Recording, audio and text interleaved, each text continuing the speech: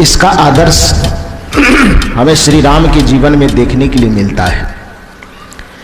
एक पत्नी के साथ पति को कैसे जीवन जीना चाहिए, इसका आदर्श हमें श्री राम के जीवन में देखने को मिलता है। एक भाई के साथ भाई को कैसे जीना चाहिए, इसका आदर्श हमें श्री राम के जीवन में मिलता है। एक शिष्य को गुरु के साथ कैसे जीना चाहिए, इसका आदर्श हमें श्री राम के जीवन में मिलता है। समाज के बीच में सामाजिक दायित्व को, राजनीतिक दायित्व को निभाते हुए किस प्रकार से व्यक्ति को जीना चाहिए, इसका आदर्श हमें श्री राम के जीवन में मिलता है। इसी कारण से श्री राम को मर्यादा पुरुषोत्तम कहा जाता है। श्री राम का जीवन गुरु के अनुशासन से बंधा हुआ जीवन है। पग पग पर बचपन से लेकर के अपने जीवन के अंतिम क्षण तक श्री राम के द्वारा जो भी चरित्र किए गए हैं वो सब गुरु अनुशासन, सत्संग अनुशासन में बंधा हुआ है। यही कारण है कि उनके जीवन के बचपन की जब घटना हम लोगों के सामने रामचरितमानस के द्वारा प्रस्तुत की जाती है तो उसमें हम लोग पाते हैं कि प्रातः काल उठ के रघुनाथा, मात पिता गुरु नावही माथा। भारतीय संस्कृति का जो प्राण है, जिसको वेद त्रिदेव कह करके पुकारते, वैदिक साहित्य में मूर्ति इत्यादि की उपासना का कहीं प्रचलन नहीं है। हालांकि सगुण उपासना करने वाले बहुत सारे लोग जो अपने अपने भगवान की स्थापना करते हैं, और जब लोग उनसे पूछता है कि ये भगवान की चर्चा कहाँ है, तो वो लोग कह देते हैं कि इसकी चर्चा वेद में है।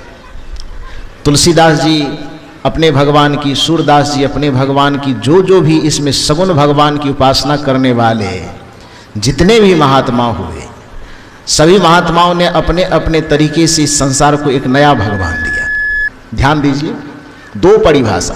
पहली परिभाषा कि जिसमें दिव्य गुण आचरण का समावेश हो उसको देवता कहा जाता है, और दूसरी परिभाषा कि जिसमें निरंतर देने की ही क्षमता हो, जो निरंतर हमको देता हो, उसको देव कहा जाता है। यही कारण है कि इस पृथ्वी को देवी कहा गया। क्यों? क्योंकि ये पृथ्वी निरंतर देती है। अनाज आप इसी पृथ्वी से लेते हैं, पानी आप इसी पृथ्वी से लेते हैं, जीवन जीने का आधार इसी पृथ्वी से लेते हैं, मकान आप इसी पे बना करके रहते हैं, खेती आप इसी पृथ्वी पर करते हैं, डीजल पेट्रोल निकालना होता है तो इसी पृथ्वी से निकालते हैं, खेत इसमें ईटा बनाना हो तो इसी को कोड़ काड़ करके गीला करके फिर पका करके इसी मिट्टी को आप घर बनाते हैं, और मरते हैं तो इसी मिट्टी में जा करके मिल करके जीवन की लीला समाप्त कर देते हैं। ये पूरा का पूरा पृथ्वी जीवन भर आपको कुछ न कुछ देते रहता है, इसलिए इस पृथ्वी को भी देवी कह करके हम लोग प्रणाम करते हैं, पृथ्वी को माता कहते हैं। सूर्य कोई व्यक्ति नहीं है, लेकिन फिर भी सूर्य को देवता कहा जाता। क्यों?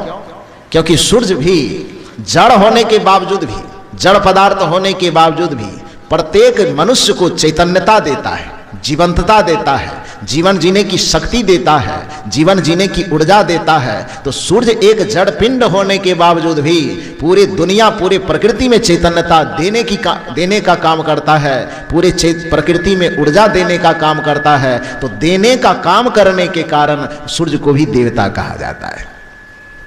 अग्नि कोई व्यक्ति नहीं है, अग्नि एक जड़ पदार्थ है, लेकिन अग्नि के द्वारा हमारे जीवन जीने में कुछ न कुछ दिया जाता है, हमारे जीवन के लिए कुछ न कुछ सहयोग दिया जाता है, इसलिए अग्नि को भी देवता कहा गया। जल कोई व्यक्ति नहीं है, जल एक जड़ पदार्थ है, किंतु वह भी हमारे जीवन जीने में सहयोगी है, हमको जीवन देता है, इसलिए उसको देवता कहा जाता है। तो मैंने कहा कि देवता की दो परिभाषा।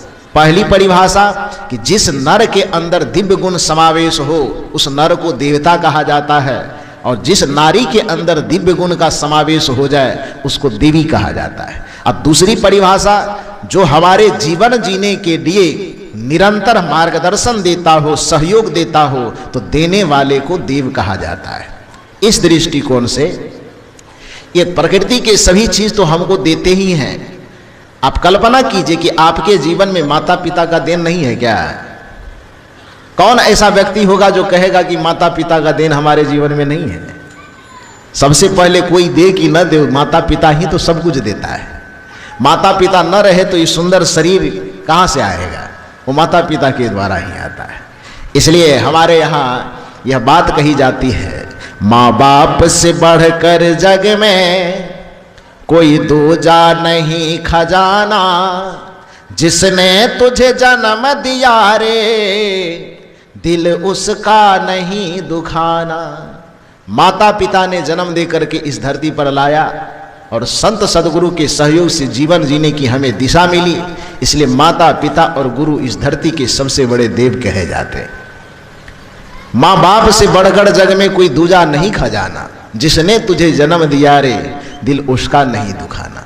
तो सनातन धर्म के जो ये सगुण देव हैं, इस सगुण देव की उपासना करने के लिए श्री राम जी ने बताया। श्री राम जी के जीवन की प्रारंभिक शिक्षा, प्रातः काल उठे के रघुनाथा, माता पिता गुरु ना वही माथा। श्री राम जी जब सुबह सुबह जगते थे तो किसी मंदिर की तरफ जाकर के सर नहीं झुकाते थे। सबसे पहले वह अपने माता पिता को ढूंढते थे, और बगल में यदि कहीं गुरुजी हो, गुरुजी की कुटिया हो, तो उसको ढूंढते ढूंढते जाते थे। माता के चरण में, पिता के चरण में और गुरु के चरण में अपना शीश झुकाते थे। हम तमाम भारतवर्ष के लोगों को सबसे पहले यही शिक्षा लेनी चाहिए श्री राम के जीवन से। श्री राम के आदर्श जीवन से हमको यह शिक्षा लेनी चाहिए कि अपने जीवन के प्रत्येक क्षेत्र में उन्नति और विकास करना हो तो सबसे पहले हम दुनिया के और देवी देवता को बाद में देख लेंगे। सबसे पहले माता पिता और गुरु जो हैं उनके चरण में हमें प्रत्येक दिन सुबह और शाम शीश झुकाना चाहिए। रामनवमी के अवसर पर यह संकल्प यहां से लेकर के जाइए। ये श्री राम जी के जीवन का पहला आदर्श। दूसरा आदर्श क्या है कि श्री राम जी को भगवान का दर्जा प्राप्त है। श्री राम जी को मर्यादा पुरुषोत्तम, एक राजकुमार है, संभवतः राजा और राजकुमार होने के नाते उसके घर में, उसके परिवार में हजारों नौकर होंगे। पानी लाने वाला अलग, झाड़ू लगाने वाला अलग, बिछावन बिछाने वाला अलग, पर्दा सजाने वाला अलग। होगा कि नहीं होगा? होगा ना। जब राजा ही थे और श्री राम जी राजकुमार ही थे तो उसको कुछ करने की क्या जरूरत है। लेकिन देखिए, तमाम लोगों को एक अच्छा संदेश देने के लिए, मानवता को एक अच्छी शिक्षा देने के लिए श्री राम जी तो पहला काम ये करते थे कि माता पिता और गुरु को नित प्रति शीश झुकाया करते थे। अब दूसरा सबसे अच्छा काम क्या था, वह रामचरितमानस में यह भी दर्शाया है। आया सुमांग करहि पुर काजा, देखी चरित हर सई मन राजा। जब अपने आप को पूर्ण रूपेण तरोताजा कर लेते थे तो सुबह सुबह माता पिता या गुरु के सामने जाकर के खड़े हो जाते थे और हाथ जोड़ करके श्री राम यह पूछते थे अपने माँ से, अपने पिता से या अपने गुरु से कि आज दिन भर मुझे क्या क्या करना है, वो सारा दिनचर्या बता दीजिए। आज दिन भर हमें कौन काम करना है। आप कोई दूसरा काम बताएंगे तो वह करेंगे, या पढ़ने के लिए बताएंगे तो वह करेंगे। जो भी कुछ बताइएगा आपके कहने के अनुसार ही हम काम करेंगे। पंक्ति यही कहती, ध्यान से सुनिए। आयसु मांग, आयसु माने आज्ञा, आयुष का मतलब आज्ञा होता है। आयसु मांग करहि पुर काजा, देखी चरित हर सई मन राजा। एक राजकुमार होने के बावजूद भी, एक भगवत स्वरूप होने के बावजूद भी वो संसार के लोगों को यह संदेश देते हैं कि यदि सुखपूर्वक जीवन जीना है, धार्मिक जीवन जीना है, तो पहला काम तो यह करो कि माता पिता और गुरु का सम्मान प्रतिफल करो। और दूसरा काम यह करो कि तुम चाहे कितने भी बड़े हो जाओ, लेकिन जब भी जीवन के सुखपूर्वक कदम की ओर, सुख की ओर कदम बढ़ाना हो जीवन भर, तो माता पिता और बड़ों की आज्ञा लेकर के ही कोई काम करो। श्री राम जी कहते हैं कि मैं राजकुमार हूं, चाहूं तो मैं मनमानी कर सकता हूं। श्री राम जी कहते हैं कि मैं राजकुमार हूं, चाहूं तो बेमतलब के जीवन जीने में अपना समय बिता सकता हूं। हजारों नौकर मेरे यहाँ काम करने वाले हैं, मुझे पूछ करके आज्ञा लेकर के नगर का काम करने की क्या जरूरत है। लेकिन वो आदर्श शिक्षा देने के निमित्त जीवन में वह काम करते हैं कि आयसु मांग करही पुर काजा, देखी चरित हर सही मन राजा। माता पिता श्री राम के इस व्यवहार को देख करके हृदय से प्रसन्न होते थे। इसलिए इससे दूसरी शिक्षा हम लोगों को यह लेनी चाहिए इस रामनवमी के शुभ अवसर पर कि जो भी हम नवयुवक हैं, नवयुवती हैं, सनातन धर्म के जो भी बच्चे हैं, केवल झंडा लेकर के श्री राम का नारा लगाने से काम नहीं चलेगा, बल्कि अपने अपने घरों में माता पिता और बुजुर्गों के आज्ञानुसार काम करना शुरू कीजिए। माता पिता और गुरुजन जो उचित सलाह दे, उस उचित सलाह के अनुसार अपना जीवन बिताने का प्रयास कीजिए। तब आपका श्री राम का नारा लगाना और श्री राम की जयंती मनाना सार्थक होगा। ऐसा नहीं कि माता पिता कहे पढ़ने के लिए और हम नाक मुंह सिकोड़ करके कहे कि पढ़ेंगे क्या, हम क्रिकेट खेलने चले जाएंगे, ये नारा लगाना व्यर्थ हो जाएगा। माता पिता कहे विद्यालय जाने के लिए और हम अपनी जवानी के तौ में, नए उम्र के तौ में आकर के कहे कि नहीं हम सिनेमा देखने जाएंगे, आपके कहने से हम पढ़ाई करने नहीं जाएंगे, तो नवमी मनाना, जय जयकार करना, जुलूस निकालना बेकार हो जाएगा। श्री राम के आदर्श को जीवन में अपनाना हो तो मेरे युवा साथियों ध्यान दीजिए, हमारे सनातन धर्म की मर्यादा यह कहती है कि माता पिता के आज्ञा में हमें जीना चाहिए। तो मैंने कहा कि रामनवमी का जो आज शुभ अवसर है, श्री राम बड़ा सर्वोत्तम नाम है, लौकिक दृष्टिकोण से भी, पारलौकिक दृष्टिकोण से भी। गुरु की बड़ी मर्यादा श्री राम के जीवन में। गुरु जब जाते हैं श्री राम के सामने में, तो जिस श्री राम को मर्यादा पुरुषोत्तम भगवान का अवतार कहा जाता है, गुरु के सामने में वो अकड़ करके खड़े नहीं होते, गुरु के सामने में बड़े विनम्र हो जाते हैं।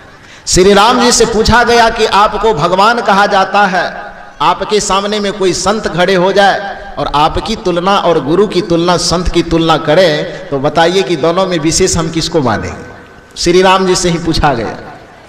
नवधा भक्ति का पाठ जो हम लोग करते हैं, उस नवधा भक्ति में श्री राम ने इस प्रश्न का उत्तर देते हुए कहा, सातम सामा मोही माया जग देखा।